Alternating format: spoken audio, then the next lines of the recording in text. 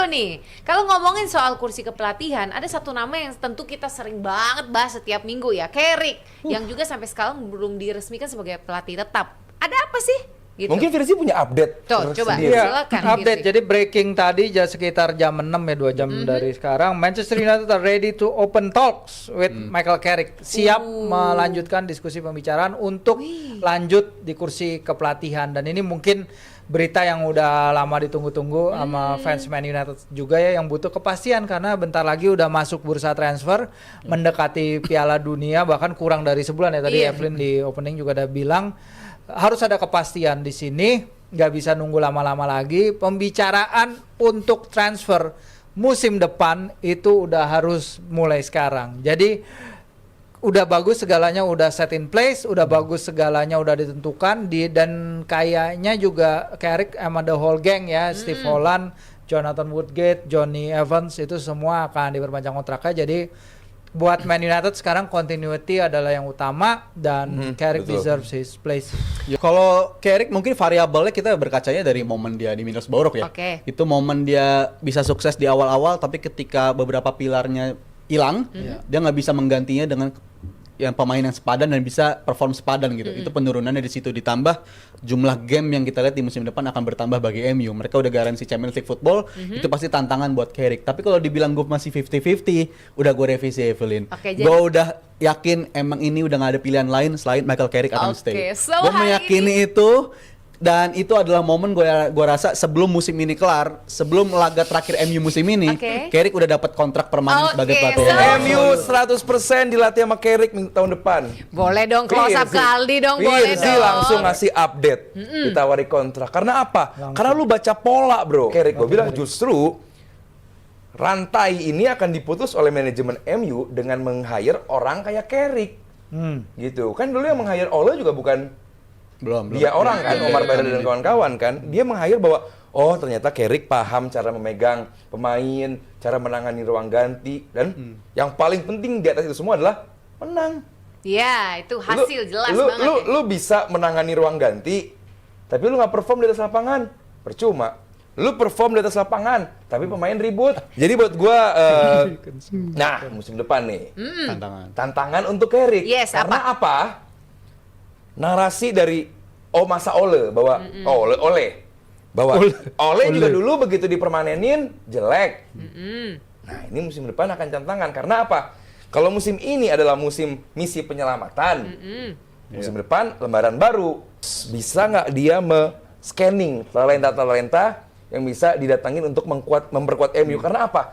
MU musim depan nggak ada pemain terbaik mereka, itu Casemiro. Gue nggak kaget deh kalau Iya Casemiro sih. kemarin jadi FWA Player of the Season buat MU ya gitu. Gue nggak kaget karena emang begitu signifikan peran Iya. dari Casemiro. Nah musim depan ini nggak ada nih Casemiro. Jadi buat gue akan menjadi tantangan yang sangat-sangat berat. Dimana tadi Rizal juga bilang, Virsi bilang bahwa ini jadwal akan makin padat. Kalau lu nyari profil pemain, lu harus spot on dari awal. Lu harus tentuin perlunya seperti apa. Makanya gue bilang dari awal, tadi rekrutmen itu pembicaraan udah harus dimulai dari sekarang. Apalagi ada Piala Iya, Dunia. setelah World Cup makin nggak Setelah mungkin. World Cup lu ngincar pemain-pemain yang pastilah klub sekelas Man United mereka nggak mungkin nyari pemain yang nggak main di Piala Dunia. Pasti pemain-pemain yang di Piala Dunia jadi prioritas. Nah makanya kalau pemain di Piala Dunia jadi prioritas, artinya negosiasi harus nunggu setelah turnamen kelar atau setelah timnya keluar. Nah itu pertama. Kedua, mereka harus nyari profil pemain yang tepat juga. Katanya mereka mencari 5 pemain ya.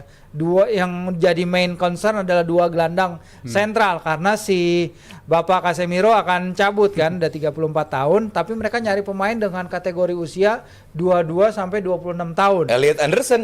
Elliot Anderson, Tchouaméni, terutama lagi katanya gosipnya adalah si Edersonnya Atalanta. Ya, Itu konkret, ya. tangguh itu keren itu orang Brazil. Mereka Yang penting. sudah. Dan kemudian meringankan beban Fernandes karena Fernandes itu menit mainnya Tebal banyak banget, tebel banget. Dan Nah, kita tapi bagi MU pun juga untuk di Hah, sisi MU quadruple musim depan? Nggak, untuk pemainnya. Oh, kirain. Susah pasti quadruple Oh. juga. Sayap kiri mereka udah komitmen ya untuk opsi sayap kiri musim Rashford. depan adalah Cunha Oh. dan juga Dorgo yang opsinya bakal dimodifikasi, dia bakal lebih forward lagi mainnya. Jadi gua rasa tuh mungkin opsi hemat yang cukup cerdik juga gitu, dalam artian memanfaatkan pemain yang udah ada aja, fokuskan ke pemain di area yang lebih krusial. Tapi gua rasa kalau tadi gua nyambungin respon dari pendapat Bang Aldi, kalau soal konteksnya emang Carrick memenangkan 10 dari 15 pertandingan dia, itu menurut gue bukan faktor utama dia dipilih sih. Tapi dalam artian, board udah nggak punya pilihan lain selain ngasih dia kontrak, gue ngeliatnya ke arah sana.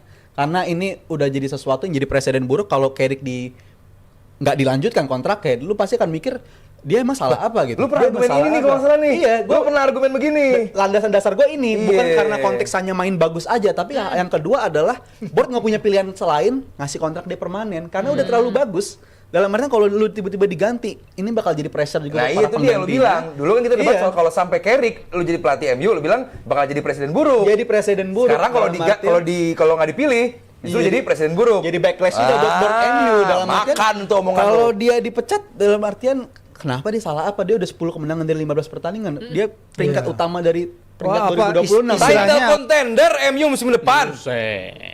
Nggak usah panjang lebar, title contender. Kalau melihat Liverpool kayak sekarang, Chelsea kayak sekarang, Man City, Arsenal, Manchester United. Belum sih menurut gue ya. Nah, Contender makanya gitu, lumayan. gue pengen lihat Carrick nih bisa nggak dia replicate itu lagi, karena dia harus bangun ulang lini tengahnya. Mereka. Dan untuk MU, Bareda itu kan punya target kan. Iya. Di anniversary-nya MU di tahun 2028 tuh mereka pengen jadi title Premier League lagi. Asik. Mereka pengen juara lagi di tahun 2028. Itu menurut gue tanda tanya besar. Mereka target juara lagi Premier League di tahun 2028. Dan menurut gue kalau emang Ya, targetnya 1928 ya. di situ, iya, Semua pemuda.